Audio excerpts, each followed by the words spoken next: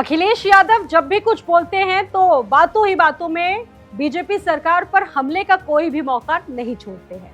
वैसे तो आपने उनको बखूबी सुना होगा। अखिलेश यादव कई बातों को लेकर बीजेपी सरकार को निशाना भी बनाते हैं और एक बार फिर से अखिलेश यादव ने आज हुई अपनी प्रेस कॉन्फ्रेंस के बाद एक निशाने बीजेपी सरकार पर छोड़े हैं। अखिलेश यादव ने यह भी कहा कि अगर हिम्मत है तो कानपुर वाले दुबे की प्रॉपर्टी पर बुलडोजर चलाकर दिखा दे। सपा प्रमुख अखिलेश यादव लखनऊ में आज एक प्रेस कॉन्फ्रेंस कर रहे थे। शुरुआत तो उन्होंने बड़ी शांति तरीके से की, लेकिन धीरे धीरे जब वो मुद्दों पर आए तो एक के बाद एक मुद्दों का जो तीर था उन्होंने बीजेपी सरकार पर छोड़ने की कोशिश की और ये भी कहा कि जो लोग सपा कार्यालय पर बुलडोजर लेकर जा रहे हैं उनकी हिम्मत नहीं है कि कानपुर के अखिलेश दुबे की फर्जी बनी हुई बिल्डिंग पर वो बुलडोजर कर चलवा सके।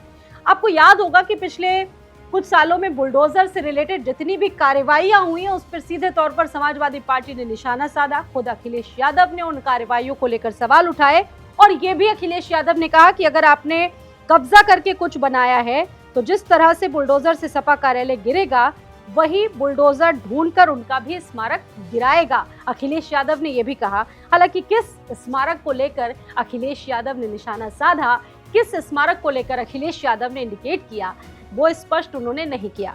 हालांकि चलते हैं दूसरे मुद्दों पर। इसके अलावा अखिलेश यादव ने और भी प्रदेश के कई मुद्दों को लेकर योगी सरकार पर सीधे सीधे टारगेट कर दिया। अभी हाल फिलहाल में एक बहुत बड़ी घटना जो गोरखपुर में हुई है, एक नीट छात्र को जिस तरह से पशु तस्करों ने मार दिया, उस घटना को लेकर भी उन्होंने सूबे की कानून व्यवस्था पर सवाल उठाते हुए एक के बाद एक हमले किए और कहा कि मैंने जब सुबह जानकारी ली तो पता ही नहीं मुझे हुआ कि वहां पर एनकाउंटर हुआ है और एनकाउंटर करने की आपको जरूरत क्या थी, ये भी अखिलेश यादव ने सवाल उठाया। इसके अलावा दूसरा मुद्दा था बेरोजगारी पर, क्योंकि आज पूरा देश प्रधानमंत्री नरेंद्र मोदी का जन्मदिन मना रहा है तो अखिलेश यादव ने कहा कि हम भी प्रधानमंत्री नरेंद्र मोदी के जन्मदिन को बेरोजगार दिवस के रूप में मनाएंगे, अखिलेश यादव ने कहा।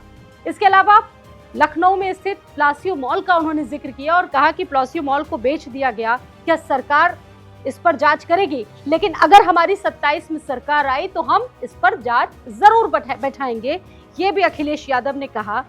अखिलेश यादव का अगला हमला जो था वो स्मार्ट सिटी को लेकर था। ये भी था कि शहर स्मार्ट नहीं बने लेकिन बीजेपी वाले दिन प्रतिदिन स्मार्ट बन रहे हैं। बीजेपी भूमाफियाओं से मिली हुई, अखिलेश यादव ने कहा और कहा कि सबसे ज्यादा जमीनों पर जो कब्जा है वो बीजेपी वालों ने किया है। शहर स्मार्ट नहीं बने लेकिन बीजेपी वाले खुद स्मार्ट बन गए।